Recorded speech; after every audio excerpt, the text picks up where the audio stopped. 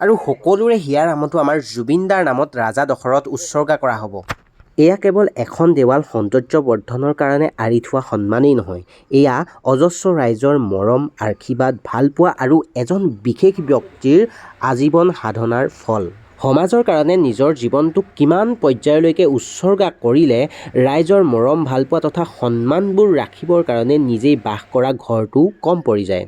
আৰু এজন ব্যক্তিৰ জীৱনকালত ইয়াতকৈ বেছি আৰু কিবা প্ৰাপ্তি হ'ব পাৰেনে? আৰু মই কোৱা সেইজন বিশেষ ব্যক্তি হৈছে আমাৰ সকলোৰে পৰিচিত দিহা সম্ৰাট কমলা গগৈ দেৱৰ বিষয়ে। আৰু আজি হঠাৎ কমলা গগৈদেৱৰ ওচৰলৈ অহাৰ কাৰণটো হৈছে তেখেতৰ পৰা কিছুমান পৰামৰ্শ ল'বৰ কাৰণে, কিয়নো এই মাহৰ শেষলৈ মোৰ কণ্ঠত এটি দিহানাম মুক্তি দিয়াৰ কথা ভাবিছোঁ।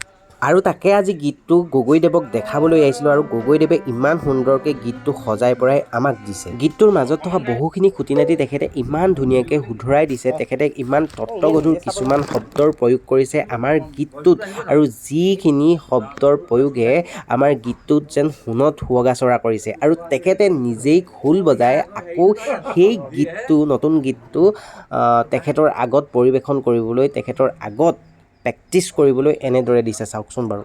আৰু এটা সুন্দৰ গীত ৰাইজলৈ আগবঢ়াই দিয়াৰ আঁৰত সেই গীতটোৰ লগত জড়িত শিল্পীকেইজনৰ কিমান সাধনা আৰু কিমান কষ্ট লুকাই থাকে, এতিয়া যেতিয়া এই ফিল্ডখনত নামিবলৈ আগবাঢ়িছোঁ তেতিয়াহে বুজিব পাৰিছোঁ। আৰু এই কমলা গগৈ দেৱৰ পৰা বহুখিনি কথাই শিকিব পাৰিছোঁ। গীতটোৰ টাইমিং, ৰাইজে যাতে গীতটো শুনিবলৈ ভাল পায়, গীতটোৰ প্ৰত্যেকটো শব্দৰ উচ্চাৰণ স্পষ্ট ৰূপত কৰা, লয় লাগ, এই সকলোবোৰ দিশ চালি জাৰি চোৱাৰ পাছতহে এটা সুন্দৰ গীত ৰাইজৰ মাজলৈ মুক্তি দিয়া হয়। আৰু তেখেতৰ পৰা জানিব পাৰিছোঁ যে গীত কেৱল লিখিলেই নহ'ব, গীতটো সম্পূৰ্ণ ছন্দত আবদ্ধ হৈ থাকিব লাগিব, তেতিয়াহে ৰাইজে শুনি ভাল পাব আৰু যিটো সুৰ দিয়া হয় সেই সুৰটো একদম খাপত খাপ খাই যাব। আৰু সেয়েহে দিহা সম্ৰাট কমলা গগৈ দেৱৰ পৰিচালনাৰে মোৰ জীৱনৰ প্ৰথমটো গীতক আপোনালোকে মৰম আৰু আশীৰ্বাদ দিব বুলি মই আশা ৰাখিলোঁ, যিটো গীত আপোনালোকৰ আগলৈ অতি সোনকালেই মুক্তি দিবলৈ গৈ আছোঁ। এইফালে আকৌ তেখেতৰ সৰুকালৰে বন্ধু, তেখেতৰ সুৰ সাগৰৰ সংগী মোৰ দেউতাক তেখেতে এনেদৰে অলপ মৰমো যাছে। ৰাইজ, এইটো একদম সম্পূৰ্ণ প্ৰথম পদক্ষেপ আৰু একদম এই ক্ষেত্ৰত নতুন, যদিওবা আমি অনুষ্ঠানত এই দিহানাম পৰিৱেশন কৰি থাকোঁ, এতিয়া যিটো কামলৈ আগবাঢ়িছোঁ, এই ষ্টুডিঅ'ত আমি ৰেকৰ্ডিং কৰিবলৈ লৈছোঁ প্ৰথমতে, এইটো একদম সম্পূৰ্ণ নতুন, একদম অভিজ্ঞতা নাই। আপোনালোকে যিমান পাৰে ছাপোৰ্ট কৰিব যাতে এই ফিল্ডখনত আমি আগবাঢ়ি যাব পাৰোঁ।